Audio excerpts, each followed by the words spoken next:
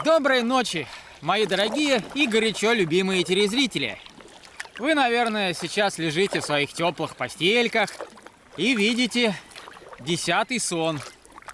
А я гребу за полярным кругом. А все потому, что со мной произошел сегодня вечером инцидент. Рассказываю по порядку. Вообще, сегодня я не планировал вести съемку. Точнее, вчера уже, потому что сейчас час ночи. Несмотря на то, что светло. Полярный день в Арктике. Так вот, вчера я не планировал снимать, потому что шел открытым морем на приличном расстоянии от берега, от 500 метров до километра.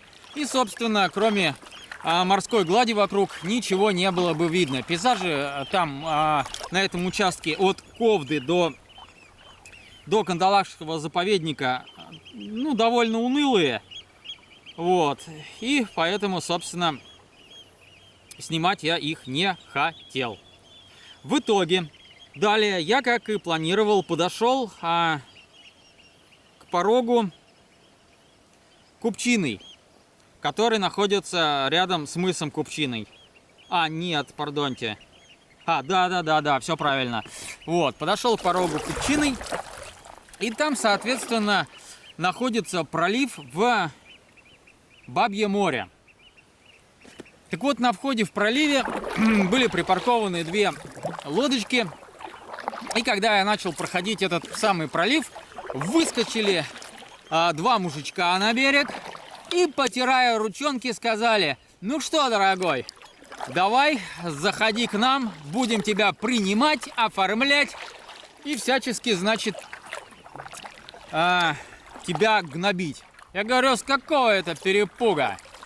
Вот, они говорят: а на лодках у нас написано Великоостровская инспекция. Вот. Я говорю: и что? Что у вас написано? И ты, говорит, знаешь, куда плывешь? Я говорю: знаю, по Яконду. Они говорят: нет, ты находишься в Кандалакшском заповеднике, а здесь нельзя. Я говорю: и что я захожусь в Кандалакшском заповеднике? Никакого преступления я, по сути, не совершил. И тут, на самом деле, надо еще разобраться, что они мне хотели предъявить, потому что я находился на воде. Вот сейчас я тоже нахожусь в Кандалакшском заповеднике, но на воде. И суть-то в том, что заповедник, в чем заповедник? Что нельзя высаживаться на берег. А я-то не высаживался, я шел проливом просто. Но в итоге вот они меня не пустили. И слово за слово, в общем, я говорю: ребята, я все равно пойду, мне надо по Яконду. Они говорят: ты типа можешь вот вокруг острова Великого пойти. Я говорю: а что ты тогда мне лепил вот этого все предъявы, что нарушил, все, оформлять, сейчас байдарку заберем. В общем, там угрозы пошли. Они очень так себя боковато вели и нагло.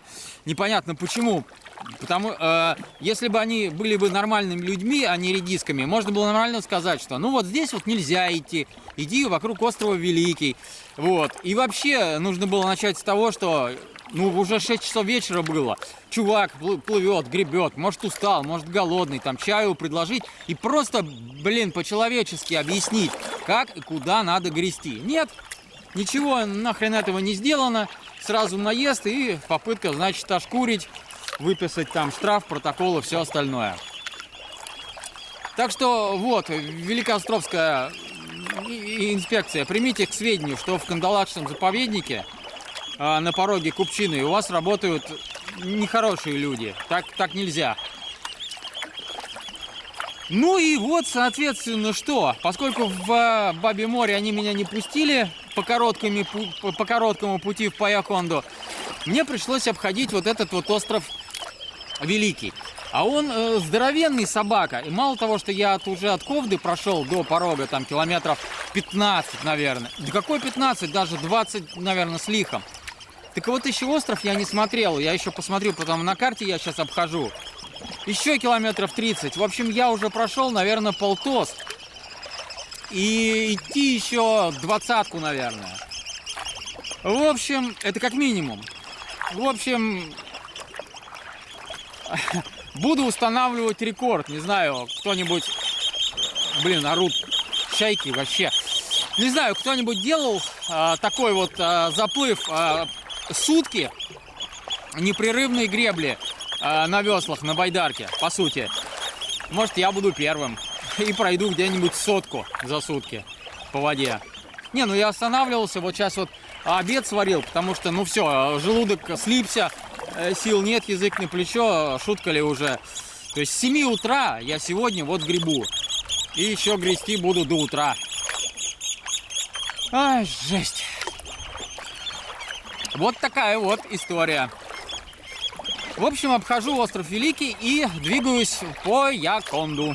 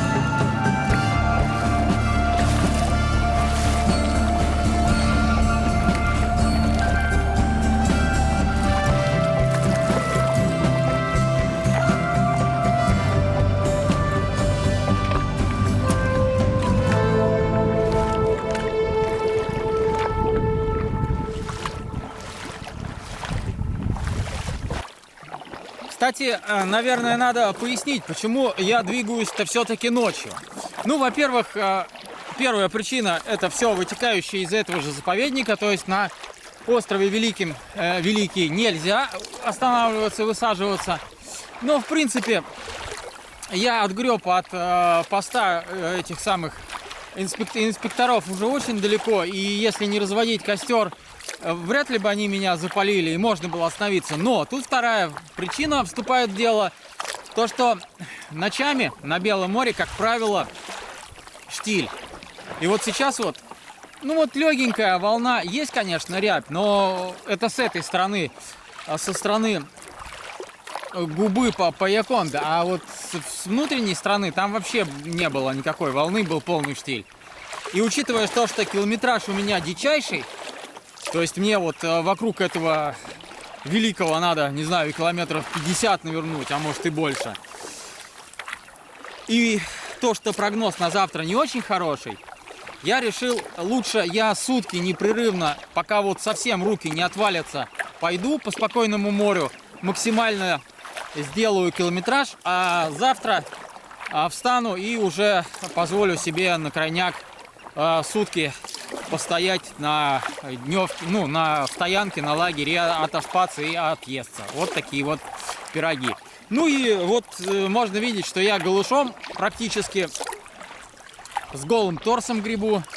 Напомню, сейчас час ночи, 8 или 9 июля. И вот на самом деле тепло, очень тепло, несмотря на то, что подо мной белое холоднющее море, которое 10 градусов тепла всего лишь, а может меньше. А температура воздуха вполне себе комфортная.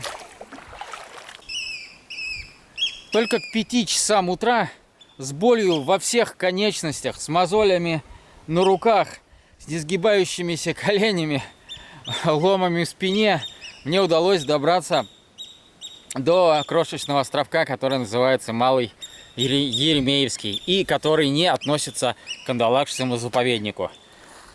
Здесь можно остановиться. А вот оконечность уже острова Великий, который как раз относится к заповеднику, который я и обходил. Настолько самоотверженно все это время. Все. Ставлю палатку и заваливаюсь в спальный мешок спать. Сил нет вообще.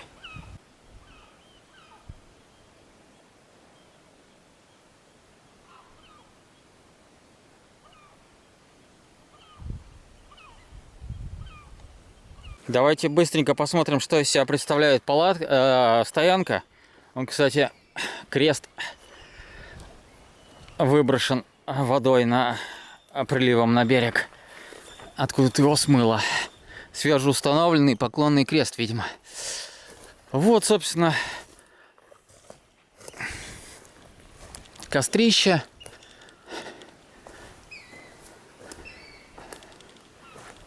Так, ну место под палатку, собственно, где-нибудь, да, найду ровно, это не проблема. И, собственно, все. Вот это уже край острова 1, вот край острова 2 и вот, собственно, край острова 3. Быстренько сюда, что ли, сбегать. Там будет виден поселок. Ой, блин, как он называется-то, улетело из головы. Крошечный какой-то, несколько домов всего.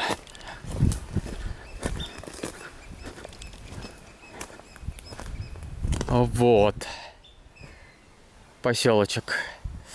А, соответственно, вот туда дальше будет уже Паяконда.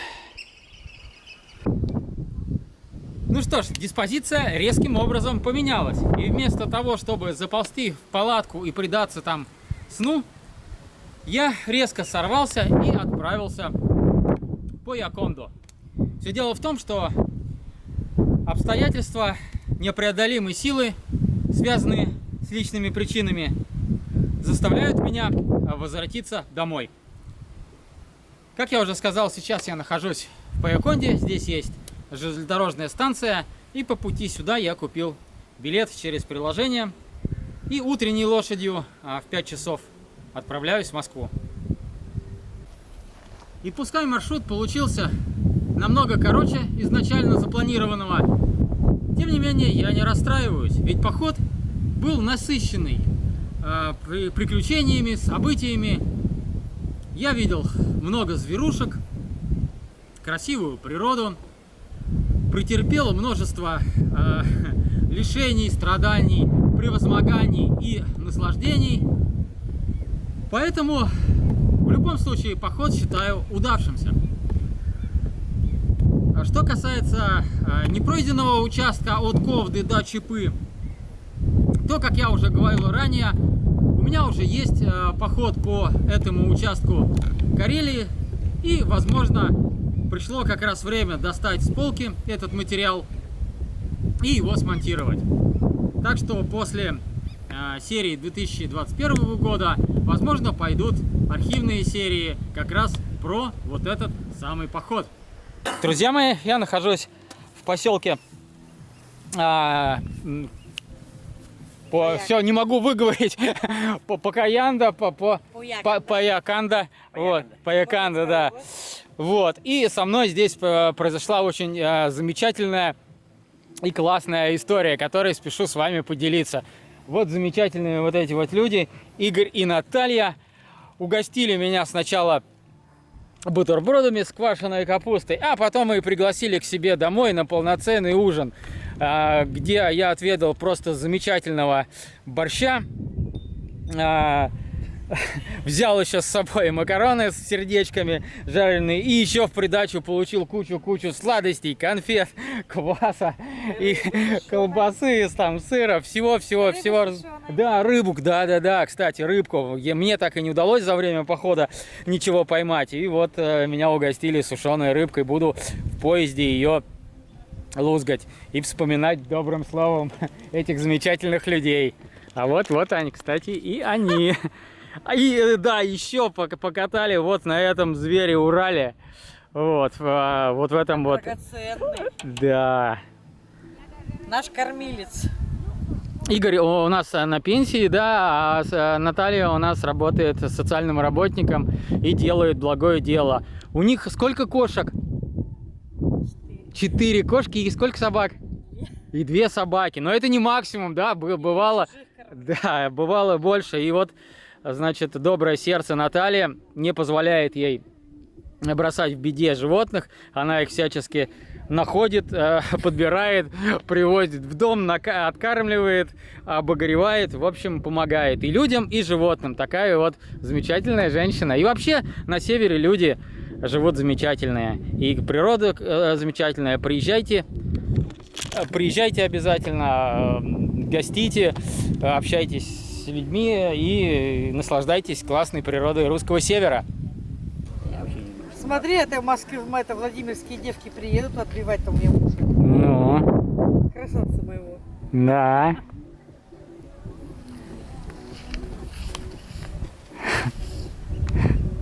Бери соску. Вот Наталья у нас, значит, понятно, занимается людьми, а вот Игорь занимается больше техникой. Вот Уралы восстанавливает, собирает, приводит в ум, значит, взбадривает. И, соответственно, лодки тоже, казанки. Ну и вот в 2 словах расскажи вот про лодки, что как восстанавливаешь, что делаешь. Ободрал, покрасил. Ободрал, покрасил. То есть, а что там, ну, заклепал, да, если что-то где-то проходилось, что? Ну, старайся не допускать. Ага. По сути, просто уход. А какая лодка самая, на твой взгляд, хорошая? Вот из советских, там вот из дюралевых железных. Вообще прогресс. Прогресс, да? А их вроде мало осталось. Их нет. Их нету, их не выпускают и все. Даже что-то в интернете попадалось, что за ними как бы гоняются, что-то тоже скупают у кого-то и потом восстанавливают, делают там типа как вот это вот модное алюминиевое покрытие, вот такое, знаешь, рифленое, там какие-то приборы модные ставят. Ну, короче, так тюнингуют, вот, и продают, и как бы дорого получается. Того, какая есть возможность. Ага. Прогресс, она просто такая, что более выносимая лодка. А вот это у тебя, значит, вот эта казанка, да, получается? Казанка, ТТМ-2. Ага.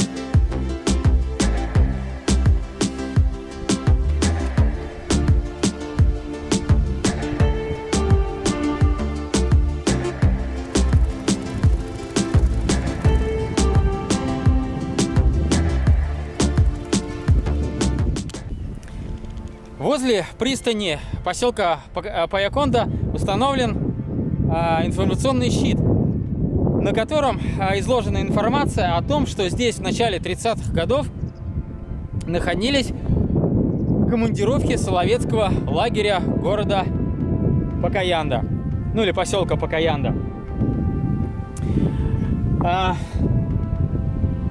В то время по берегам Кандалакшского залива Белого моря располагались соловецкие лагеря особого назначения, которые назывались «Слон».